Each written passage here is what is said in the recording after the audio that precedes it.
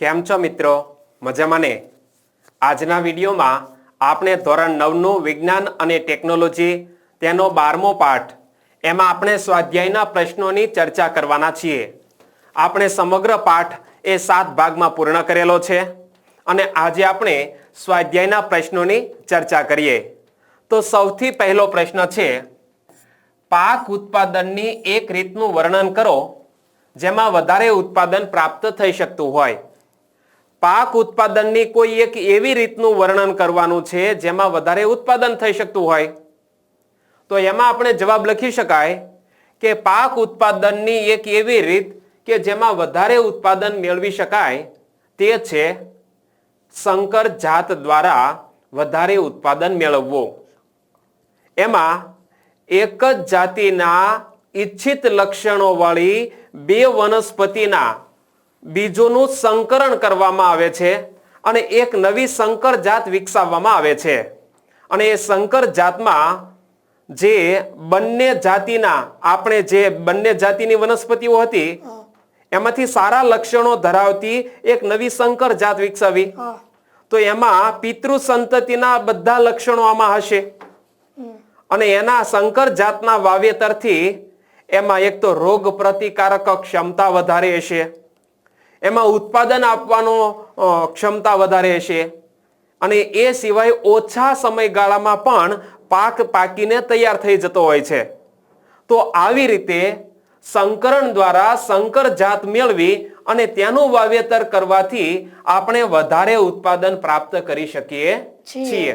તો આ રીતે આપણે પહેલા પ્રશ્નનો જવાબ લખવો પડે. બીજો પ્રશ્ન, ખેતરોમાં સેન્દ્રિય ખાતર અને રાસાયણિક ખાતરનો ઉપયોગ શા માટે કરાય છે? આપણે ખેતરની અંદર રાસાયણિક ખાતર કે પછી સેન્દ્રિય ખાતર એનો ઉપયોગ શા માટે કરીએ છીએ? તો એમાં આપણે વાત કરીએ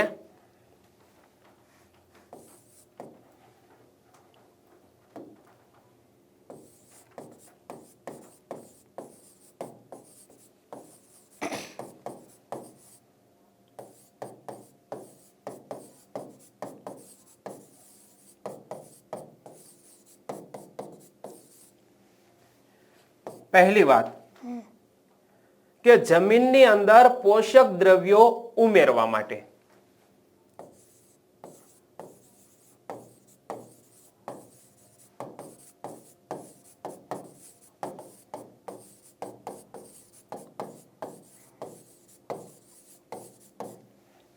આપણે સેન્દ્રિય ખાતર કે રાસાયણિક ખાતરનો ઉપયોગ શા માટે કરીએ છીએ? જમીનની અંદર પોષક દ્રવ્યો ઉમેરવા માટે. બીજી વસ્તુ, જમીનની ફળદ્રુપતા જાળવી રાખવા માટે પણ આપણે સેન્દ્રિય ખાતર કે રાસાયણિક ખાતરનો ઉપયોગ કરીએ છીએ. બીજું, પાકની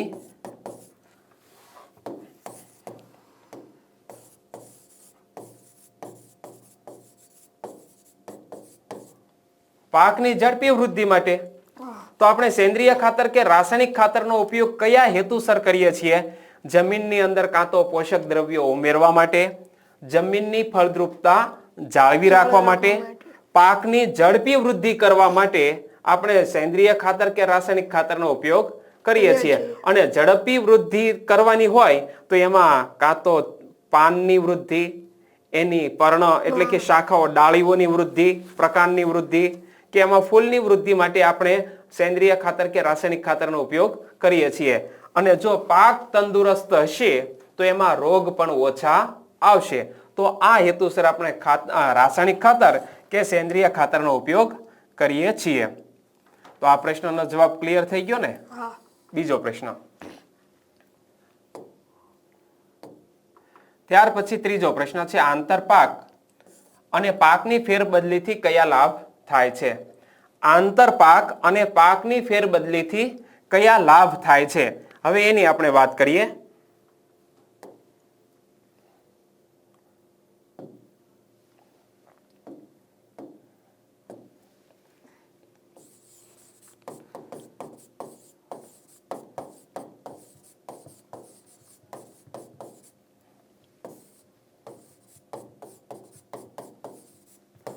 આંતરપાક પદ્ધતિના લાભ. આંતરપાક પદ્ધતિની એક પહેલા તો તમે સમજૂતી મેળવી લો કે એક પાકની સાથે એને સમાંતર હરોળમાં બીજો પાક ઉગાડવામાં આવે તો એને આંતરપાક પદ્ધતિ કહેવાય. ઉદાહરણ તરીકે કપાસની સાથે મગફળી અથવા તો કપાસની સાથે તલ અથવા કપાસની સાથે ગુવાર, જેને આંતરપાક પદ્ધતિ કહીએ છીએ. તો આ આંતરપાક પદ્ધતિના લાભ શું? પહેલી વાત, એક તો વધુ પોષક દ્રવ્યોનો ઉપયોગ કરી શકાય છે. એક ઉદાહરણ આપું.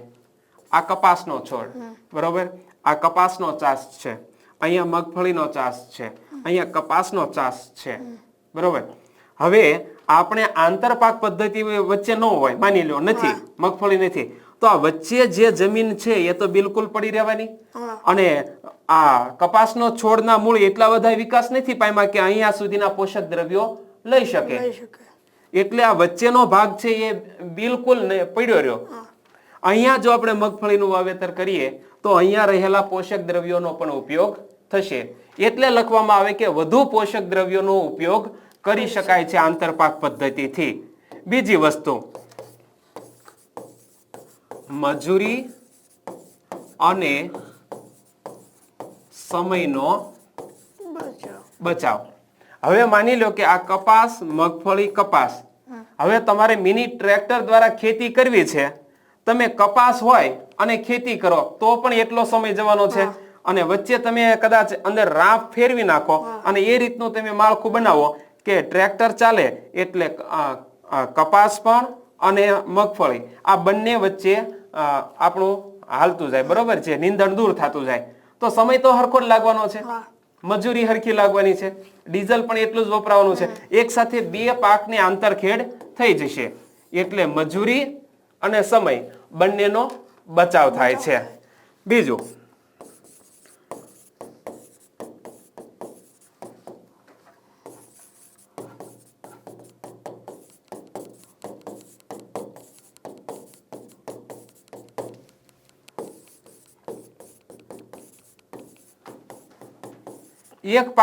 એક પાકમાં આવતા રોગનો ફેલાવો અટકાવી શકાય. કપાસમાં રોગ આવ્યો છે, એને ફેલાઈને આગળ બીજા કપાસના ચાસમાં જવું છે, પરંતુ વચ્ચે બીજો પાક વાવેલો હોય તો આ પાકનો રોગ છે એ બીજા પાકમાં જશે, સમગ્ર પાકમાં ફેલાશે નહીં. તો આ રીતે રોગોનો ફેલાવો પણ અટકાવી શકાય છે.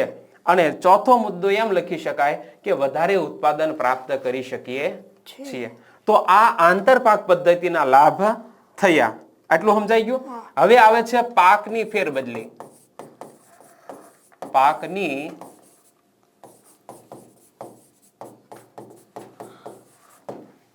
પાકની ફેરબદલીના લાભ. તો એમાં પહેલો ફાયદો તો એ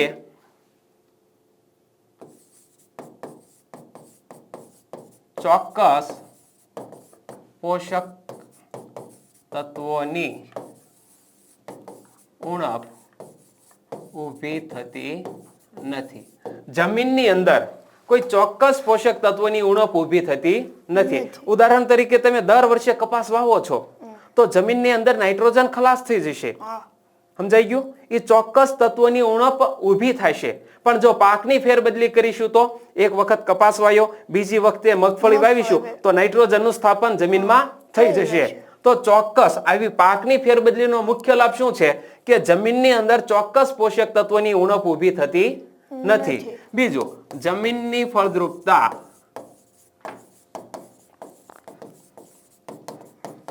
જળવાયેલી રહે છે. અને ત્રીજું, પાકની ફેરબદલીમાં તમે સમજી લો કે મગફળીનું વાવેતર કર્યું તો 4 મહિનામાં મગફળી નીકળી ગઈ 120 દિવસમાં. ત્યાર પછી બીજો પાક લેશો, ઉનાળુ બાજરી વાવી, તો એવી રીતે એક વર્ષમાં 2 કે 3 પાક લઈ શકાય છે. બરોબર? તો આ રીતે પાકની ફેરબદલીના લાભ આપણે વર્ણવવા પડે. ત્યાર પછી આગળ આવીએ. ચોથો પ્રશ્ન, જનીનિક બદલાવ એટલે કે જીનેટિક મોડિફિકેશન શું છે? કૃષિ પદ્ધતિઓમાં તે કેવી રીતે ઉપયોગી છે? જનીનિક બદલાવ એને જીનેટિક મોડિફિકેશન કહેવાય, જેને આપણે પાઠ ભણ્યા ત્યારે કીધું હતું જીએમસીસ.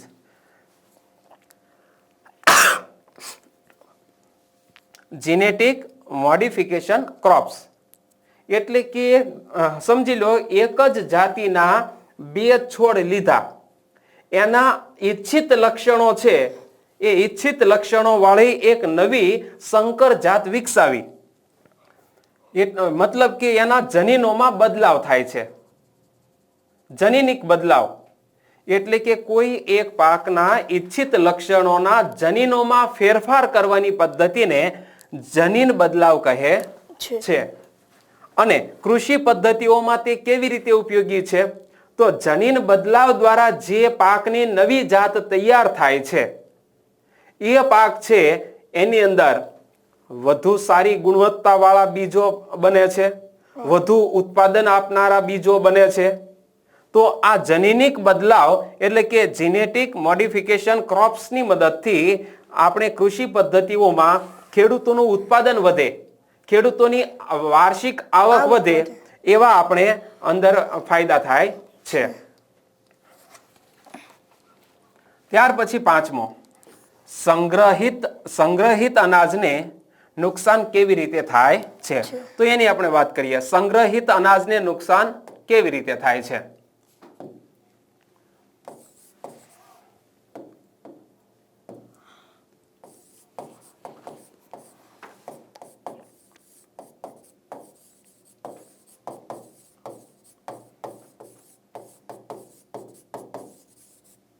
સંગ્રહિત અનાજને નુકસાન બે રીતે થાય છે. એમાં એક છે જૈવિક પરિબળો દ્વારા અને બીજું છે અજૈવિક પરિબળો દ્વારા. એમાં જૈવિક પરિબળોની અંદર ફૂગ, વાયરસ, ઈતરડી કે ઉંદર, આ બધા જૈવિક પરિબળો દ્વારા પાકને નુકસાન થાય છે. અને પાકને નુકસાન થાય મતલબ શું થાય? તો કે પાક છે એની ગુણવત્તા ઘટી જાય છે. બીજું અજૈવિક પરિબળોમાં તાપમાન અને ભેજની અસમાનતા, આના કારણે પણ પાકને નુકસાન થાય છે. એક એક્ઝામ્પલ તને આપું. મગફળી જો પડી રહે તો તેમાં જે ભેજ હોય એ ઘટી જાય એટલે વજન ઘટી જાય. હા, બીજું એક એક્ઝામ્પલ તાજેતરનું આપું. માની લો કે આપણા ઘરે ડુંગળી છે, ચોમાસાની ઋતુ આવે ને એટલે ડુંગળીને ભેજ લાગે એટલે ડુંગળી શું થશે? ઉગી નીકળશે. કારણ કે એમાં ભેજની અસમાનતા ઊભી થઈ અને એના લીધે ડુંગળી છે એ ઉગી ગઈ. જો એમાં તાપમાન વધારે યોગ્ય માત્રામાં વ્યવસ્થિત જળવાયેલું રહ્યું હોત અને એને ભેજ ન લાગ્યો હોત તો ડુંગળી ઉગે નહીં. તો સંગ્રહિત અનાજને નુકસાન બે રીતે થાય છે, જૈવિક પરિબળો દ્વારા અને અજૈવિક પરિબળો દ્વારા. જૈવિક પરિબળોમાં ફૂગ, વાયરસ, ઈતરડી કે ઉંદરો દ્વારા સંગ્રહિત અનાજને નુકસાન થાય છે. અજૈવિક પરિબળોમાં તાપમાન અને ભેજની અસમાનતાના કારણે સંગ્રહિત અનાજને નુકસાન થાય છે. અને આનાથી શું થશે? તો કે એક તો પાકની જે આપણે સાચવી રાખ્યો છે પાક, એની બીજ અંકુરણ ક્ષમતા ઘટી જશે. કેટલાક બીજ ઉગશે, કેટલાક નહીં ઉગે. કારણ કે કેટલાક બીજ છે એને ઉંદર ખાઈ ગયો હોય તો એ ન ઉગે ને. બીજું એની ગુણવત્તા ઘટશે, એનો વજન પણ ઘટશે અને પરિણામે ખેડૂતોને નુકસાન વેઠવું પડે છે. તો આ સંગ્રહિત અનાજને નુકસાન. બરોબર, એટલે આ પ્રશ્ન આવી ગયો. ત્યાર પછી ખેડૂતો માટે સારી પશુપાલન પદ્ધતિઓ કેવી રીતે લાભદાયક છે? સારી પશુપાલન પદ્ધતિઓ ખેડૂતો માટે કેવી રીતે લાભદાયક છે? હવે એની આપણે વાત કરીએ.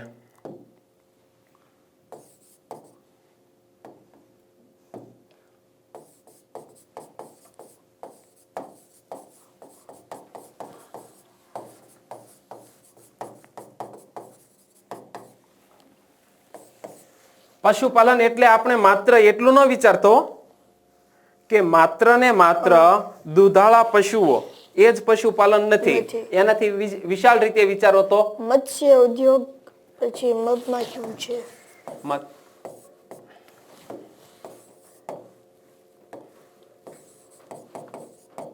મત્સ્ય પાલન,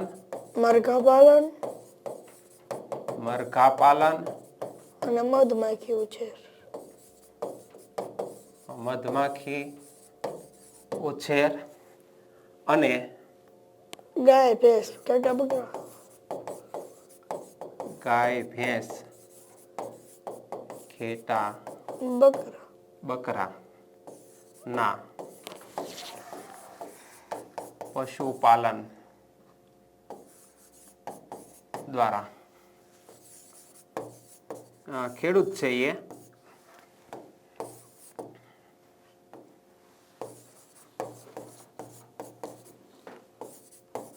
વધુ આવક મેળવી શકે છે. બરોબર. બીજું, સારા પશુપાલન પદ્ધતિમાં આપણે પદ્ધતિ આવી પદ્ધતિ શબ્દ છે એટલે પદ્ધતિઓમાં શું શું આવશે? એમાં આ બધાની અંદર એમના રહેઠાણ, એમનો ખોરાક, રોગ પ્રતિકારક ક્ષમતા, એમાં આવતા રોગો અને તેના નિયંત્રણની કામગીરી અથવા જાળવણી. બરોબર. તો એ પશુપાલન પદ્ધતિઓમાં આવશે. અને સારી પશુપાલન પદ્ધતિ દ્વારા ખેડૂતો મુખ્યત્વે, કારણ કે ખેતીની સાઈડમાં પશુપાલન છે એટલે ખેતીની સાથે સાથે પશુપાલન કરતા તે વધુ કમાણી પ્રાપ્ત કરી શકે છે. તો આવી રીતે સારી પશુપાલન પદ્ધતિઓ એ ખેડૂતોનું આર્થિક જીવન સમૃદ્ધ બનાવવામાં ઉપયોગી થાય છે. ત્યાર પછી આવે છે પાલતુ પશુ ઉછેરથી શું લાભ થાય છે? તો પાલતુ પશુ ઉછેર, તો એમાં પણ એ શબ્દ પશુ ઉછેર એટલે માત્ર પશુઓની વાત નથી હો.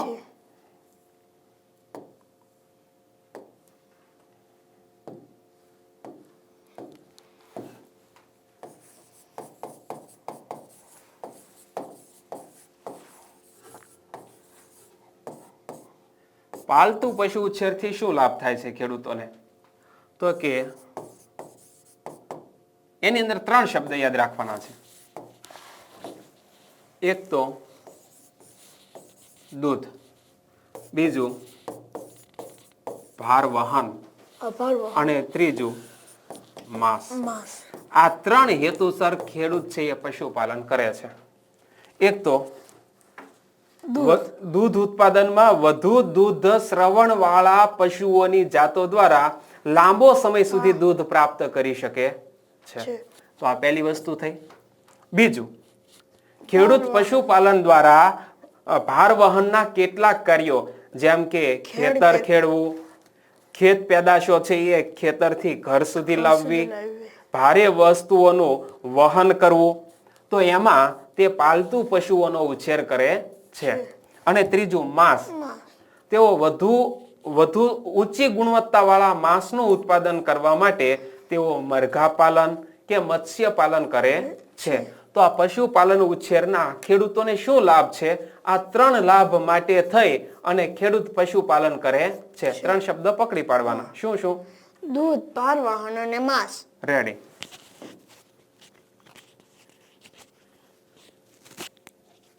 આઠમો પ્રશ્ન.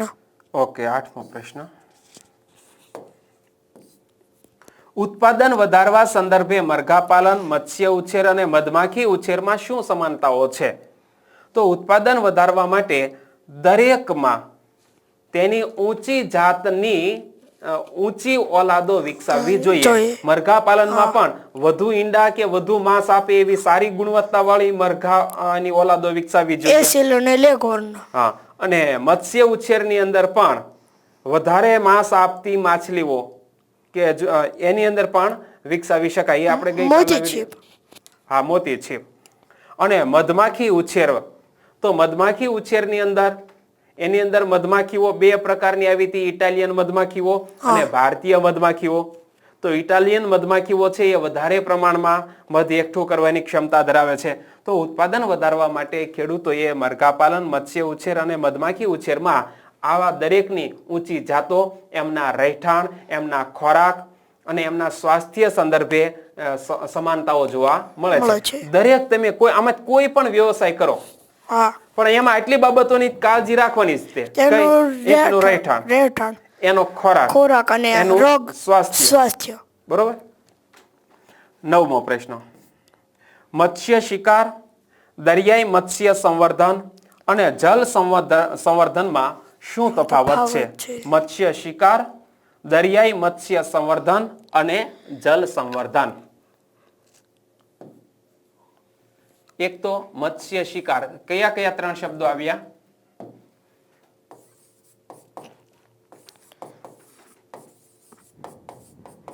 મત્સ્ય શિકાર,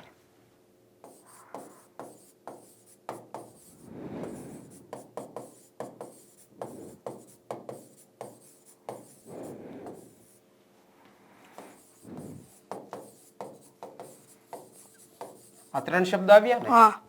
તો સૌથી પહેલા મત્સ્ય શિકાર એટલે શું? તો માછીમારો છે હોડી દ્વારા દરિયામાં જઈને, દરિયામાં એટલે કુદરતી જળ સ્ત્રોતો, પ્રાકૃતિક જળ સ્ત્રોતોમાં જઈ માછીમારો છે એ જાળ ફેંકી અને માછલીઓ પકડે છે. તેને મત્સ્ય શિકાર કહેવામાં આવે છે. ફરીથી શબ્દ પકડીએ કે પ્રાકૃતિક જળ સ્ત્રોતોમાં માછીમારો હોડીઓ દ્વારા જઈ જાળ ફેંકી અને માછલીઓનો શિકાર કરે છે. તેને મત્સ્ય શિકાર કહેવામાં આવે છે. આ પહેલું ક્લિયર. બીજું, દરિયાઈ મત્સ્ય સંવર્ધન એટલે શું? તો દરિયાઈ મત્સ્ય સંવર્ધનની અંદર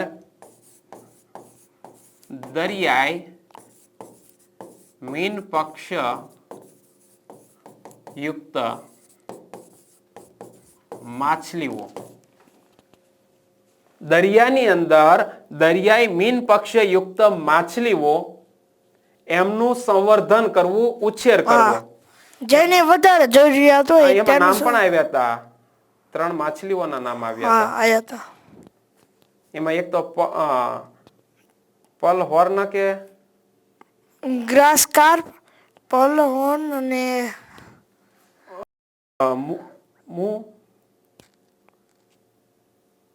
જોઈ લેતો. મુલેર હતું કે શું નામ હતા? એક જ મિનિટ. મુલેટ, ભેટકી અને પર્લ સ્પોટ. મુલેટ, ભેટકી અને પર્લ સ્પોટ. Perl spot. તો ખાસ કરીને દરિયાના ખારા પાણીમાં દરિયાઈ મીન પક્ષ યુક્ત માછલીઓ મુલેટ, ભેટકી કે પર્લ સ્પોટ નો ઉછેર કરવો. અને એ સિવાય 2 શબ્દ બીજા, ઝીંગાઓનો મુસલ અને ઓયસ્ટર. મુસલ અને ઓયસ્ટર જેવા ઝીંગાઓનો ઉછેર કરવાની પદ્ધતિને દરિયાઈ મત્સ્ય સંવર્ધન કહેવામાં આવે છે. તો આટલું ક્લિયર? આ પણ થઈ ગયું ને? આની અંદર શું આવ્યું? પ્રાકૃતિક સ્ત્રોત, નદી, સરોવર. પ્રાકૃતિક સ્ત્રોત, એમાં નદી, સરોવર કે દરિયાના પાણીની અંદર માછીમારો જાળ ફેંકી અને માછલીઓનો શિકાર કરે છે. તેને મત્સ્ય શિકાર કહે છે.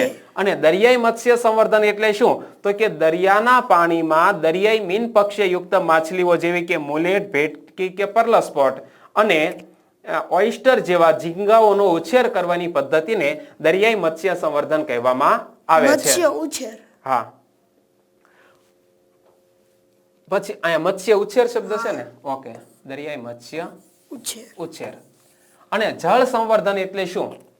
તો એની અંદર ખારું પાણી હોય કે મીઠું પાણી હોય, એ બંનેની અંદર માછલીઓનો ઉછેર કરવો એને જળ સંવર્ધન કહેવામાં આવે છે.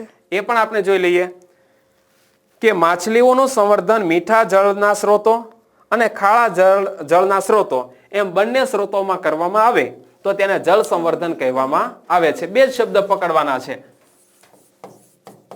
મીઠા પાણી અને ખારા પાણી. ખારા પાણી. આ બંને પ્રકારના પાણીમાં માછલીઓનું સંવર્ધન કરવામાં આવે અને જળ સંવર્ધન કહેવામાં આવે છે. બસ આટલું લખો એટલે આપણે આપણું સ્વાધ્યાય પૂરું થઈ જાય. ક્લિયર? ક્લિયર. તો અહીંયા વિડીયો આપણે પૂર્ણ કરીએ છીએ. મજા આવી હોય તો વિડીયોને લાઈક કરવાનું ન ભૂલતા. હવે પછી આપણે એક નવા ચેપ્ટરમાં મળીશું. આભાર.